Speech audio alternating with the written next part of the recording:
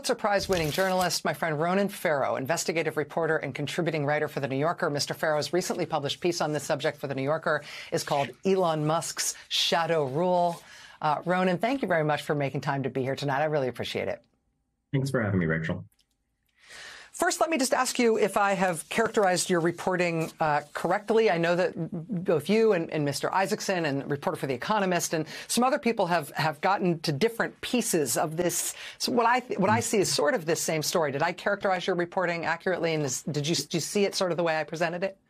You did, and I always respect how you give viewers the timeline of everyone who contributed to our understanding. I'd also point out the Financial Times, as this was happening, was doing good leading reporting about the outages in terms of coverage on the Ukrainian front lines. I talked to not just the officials you mentioned, but also Ukrainian soldiers on the ground who had the experience personally of being shocked as they attempted to advance in some of these critical areas where Russia was attempting to seize control, and as they lost the ability for commanders to communicate with troops on the front lines. So, there are varying opinions about how directly that contributed to, for instance, potential loss of life. But everyone around this seems to agree what happened is as you rendered it, and that there was a grievous consequence for people on the ground.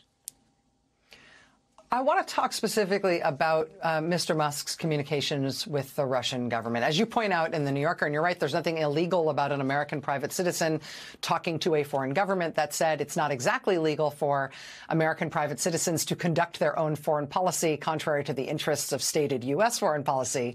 But we're sort of in that within those bounds, I think, a little bit in trying to figure this out. You reported that Mr. Musk has had direct conversations with Russian officials. We have seen Mr. Musk post very obviously pro-Russian propaganda after these conversations. You connect that communication. Apparently, Mr. Isaacson connects that communication as well in time to Mr. Musk's decision to cut off this crucial communications asset for the Ukrainian military. What do you understand about his communication with Russia? The timeline is fairly straightforward here, Rachel, and we have abundant evidence about it.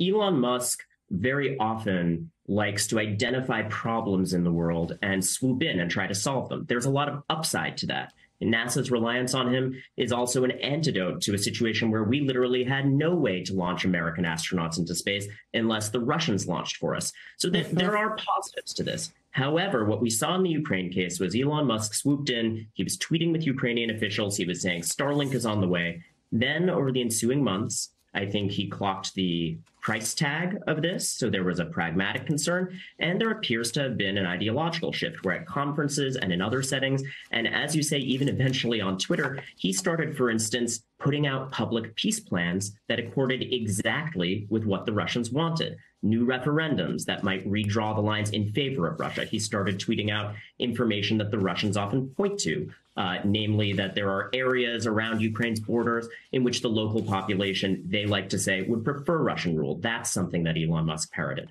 So we see all of this that's public facing.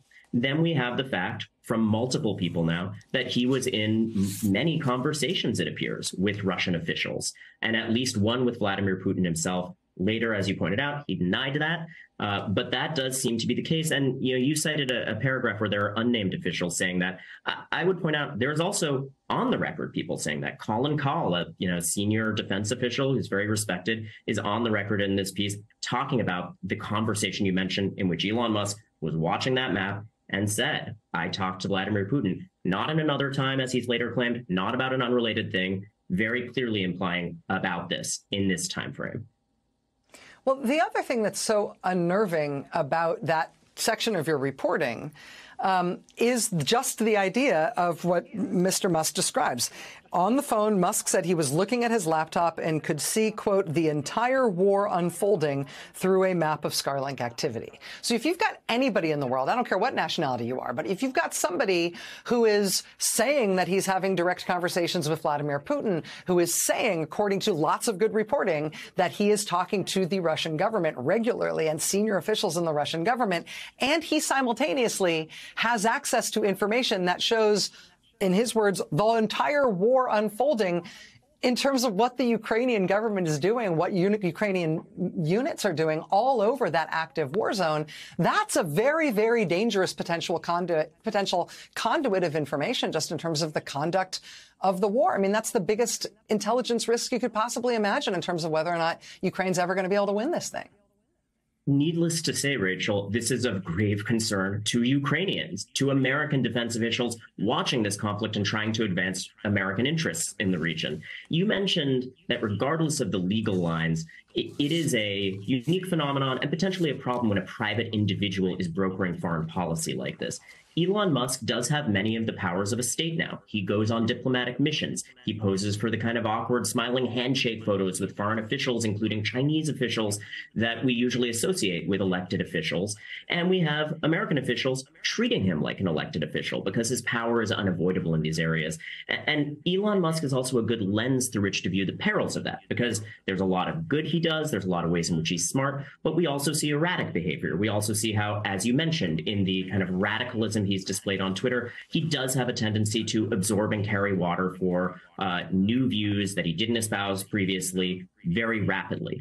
And in this case, he's also an individual who is buffeted by headwinds of incentives around his businesses and where they operate that are not always aligned with American interests. So, for instance, half of all of Tesla's, the vehicles, are produced in a Shanghai factory. That means he has to be in diplomatic conversations with Beijing. And he's a fairly transparent guy in some ways. It's not clear that all of his statements around this have always been accurate, like the Putin comments. However, he talks about it a lot. He goes in interviews with the Financial Times in one case and comes out and says, I've talked to the Chinese. They're mad about me giving internet access in Ukraine because, remember, the Chinese have backed the Russians in this conflict, and they're fearful of that kind of free internet technology being given to their own people. So he's dealt with blowback for the Ukrainian support because of his unique geopolitical position. And that does underscore how dangerous it is to concentrate all of this power in the hands of private billionaires with their own interests. Right. And it raises the question, if he's being pressured and advised by the Chinese and the Russians, what's the relationship of the U.S. government to him, particularly when he's conducting effectively foreign policy against the interests of stated U.S. Policy. Pulitzer Prize-winning journalist Ronan Farrow. Ronan, thank you for this reporting. Thanks for talking with us about it tonight. It's good to see you. Thanks for all you do, Rachel.